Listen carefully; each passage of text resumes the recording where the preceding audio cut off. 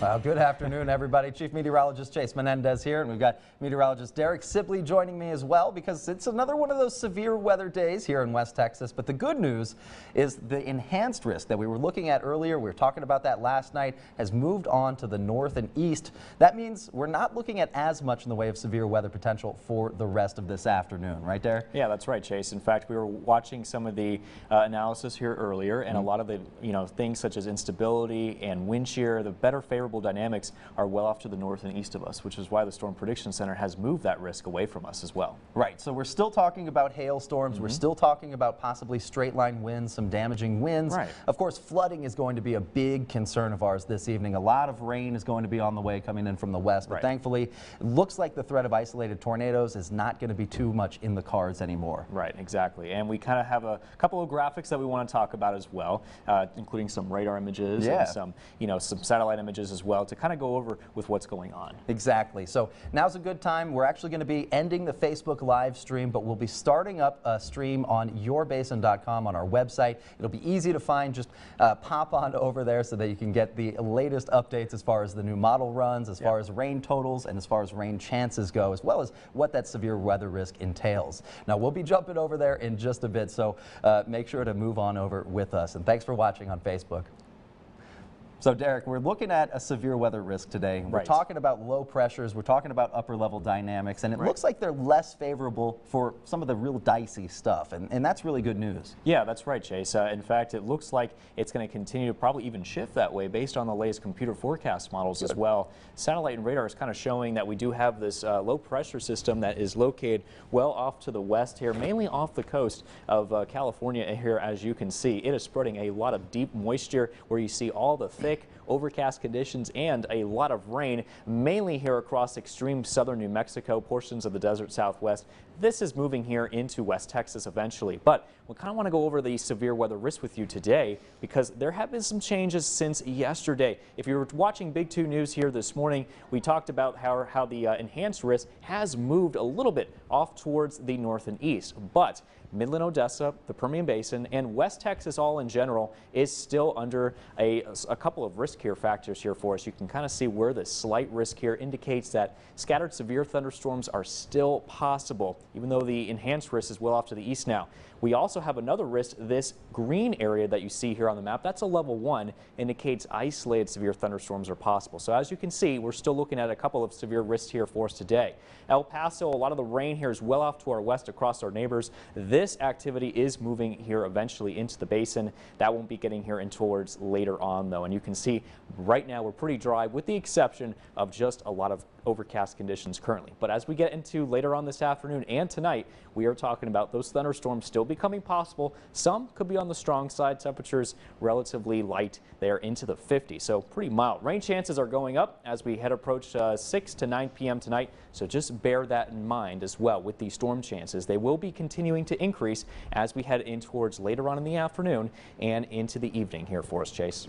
Yeah, that looks pretty good, pretty good. So this is going to be a later event. This is definitely going to be something that occurs right around midnight or just before midnight. It looks like between the hours of about 9 and 10 is when we're seeing the peak of this rainfall. So we're going to be dealing with a lot of rain out there in West Texas. That's going to be the main thing that we're going to be looking for is the flooding threat. But there is also a potential for some hailstorms. There is a potential for some damaging winds as well. So that's what we're going to kind of keep our eyes on here for the rest of this evening. Right. In fact, some of the indications from the Storm Prediction Center had the hatched area for the significant hail was still covering portions of the Permian Basin. So it's still something to watch. Right, yeah, and we're still talking about moderate sized to large sized hail, good enough to ding up your car, good enough to do damage to your roofing, siding, possibly breaking out windows. So another night to make sure that you have a good place to stay inside. Make sure that you've got a good safe area camped out for your house or your apartment or what have you, away from windows, the ground floor is best, and do your best to stay in a sturdy building as well. Some of them,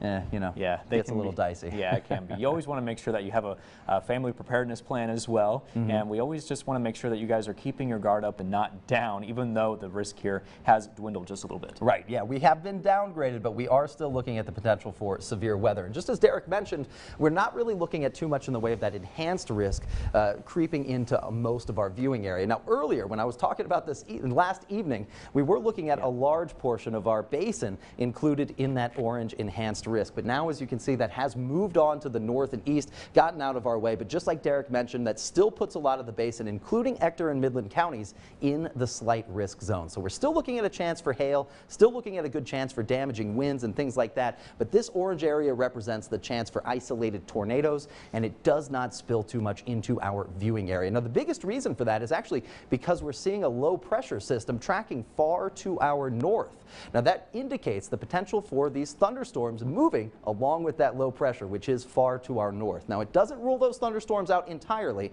As Derek mentioned earlier, those storms are likely to pop up by about 4 p.m., peaking by about 9 p.m. this evening, lasting until about midnight by tonight before that energy entirely moves its way out. Now, here's a look at that low pressure system. This one already off the coast of California and Arizona. That one's going to be tracking up to the north. Notice how far away it gets from us here in West Texas. But again, does not mean we're out of the woods entirely. What that means for us here in West Texas is a lot of rain first coming in from the west. That low pressure system still good enough to push a lot of this rain towards us. And then as we get into the evening hours, we'll start to see more of that energy filtering in. As we get to about 7, 8 p.m., a couple of thunderstorms popping up first out to the west and at the higher elevations. And then those thunderstorms will continue their journey to the east by about 9 p.m., 10 p.m., exactly as Derek outlined earlier. We're looking at the highest chance for those thunderstorms to move into the basin. Now, these could get to be pretty strong thunderstorms. Again, we're still talking about the threat of hail. We're still talking about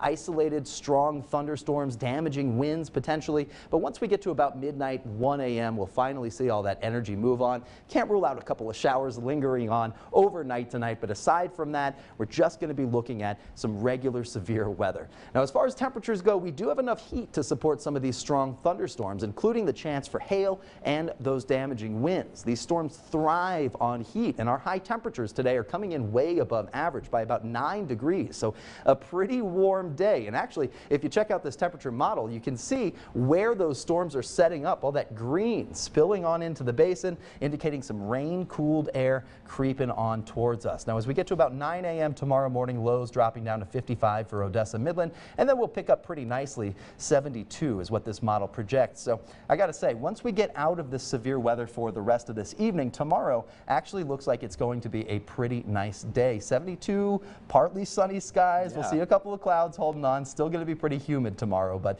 the good news is, hey, we're going to round out the week pretty nicely. And that's what's so nice too about the backside of these severe weather events, is that it creates such sunny and dry weather conditions, even some cooler temperatures in some instances. Yeah, and you saw out to the west, places like Carlsbad and Guadalupe Pass dropping down into the 30s for a short time tonight into tomorrow morning. So you're right about that cold weather. It's going to come our way for a little while. But I just wanted to re-emphasize, I wanted to restate how we're not looking at a huge threat of severe weather anymore. That enhanced risk that we were talking about last night and yesterday looks to have moved on to the north and east. We're really just looking at a chance for some isolated thunderstorms and a lot of flooding. So the main takeaways are going to be drive carefully for the rest of this evening. Watch out for those flooded roadways. And as we always say, turn around, don't drown.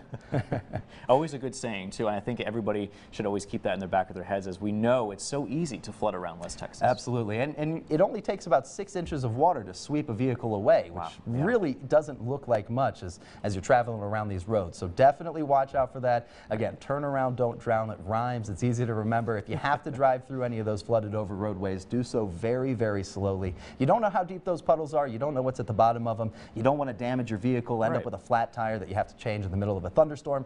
Just a bad scenario. So just go around those flooded over roadways if you can. Yeah, and always stay safe out there. Make sure that you still have things in your car in case you do actually end up having to get stranded. Hopefully nobody has to go through this situation, but always be safe and sorry, and keep a handy kit with you. Yeah, exactly. Flashlight, not a bad idea. A couple of snacks, not a bad idea. Blanket, always good too. So keep those tips in mind, everybody, and thanks for watching. If you want more information, we'll be pushing out web alerts. We'll be pushing out severe thunderstorm watches, warnings, advisories, things like that as they develop on yourbasin.com. That's going to be a great resource for the rest of this evening. And as we head into the weekend, we were talking, the weather is actually going to calm down significantly, and temperatures are going to be pretty nice. But check out yourbasin.com. We also have an app, the yourbasin.com.